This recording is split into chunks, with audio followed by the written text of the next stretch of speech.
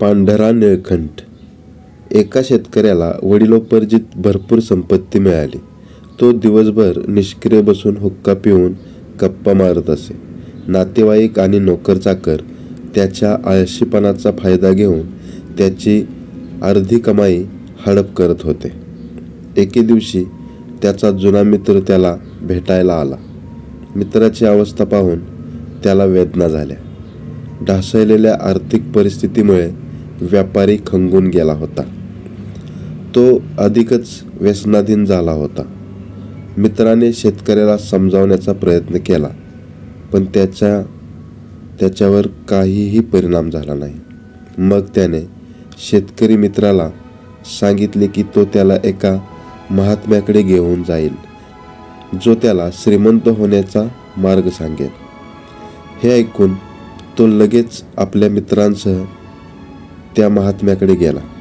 महात्मा शेतकऱ्याला म्हणाले, दररोज सूर्योदयापूर्वी एक पांढरा निळकंठ धान्याचे कोठार, घर, गोठ्यात आणि शेतीला प्रदक्षिणा घालतो आणि लगेचच नाहीसा होतो. त्या निळकंठाच्या दर्शनाने तुमची संपत्ती वाढण्याची शक्यता आहे.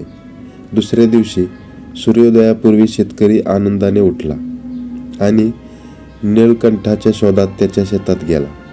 तेथे त्याने पाहिले की त्याचा एक नातेवाईक धान्याने भरलेली पोती घेऊन जात आहे.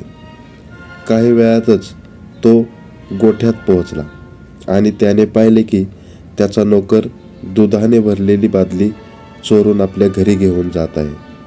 तो गोठ्याजवळ गेला असता तो अतिशय अजागळ दिसला आणि तो नोकर झोपलेला दिसला. दुसऱ्या दिवशीही असेच काहीसे घडले. शेतकऱ्यांचे नातेवाईक आणि नोकर चाकर आता सावध झाले आणि त्यांचे काम प्रामाणिकपणे आणि तत्परतेने करू लागले. आता शेतकरी सकाळी लवकर उठून शेतातून फेरफटका मारण्याने आळसातून मुक्त आणि निरोगी झाला.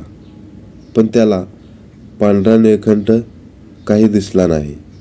महात्माजींना त्याने हे सांगितल्यावर ते म्हणाले, तुम्ही त्याला पाहिले पण ओळखू शकला नाही. तो पांढरा निळकंठ म्हणजेच कर्तव्य आहे.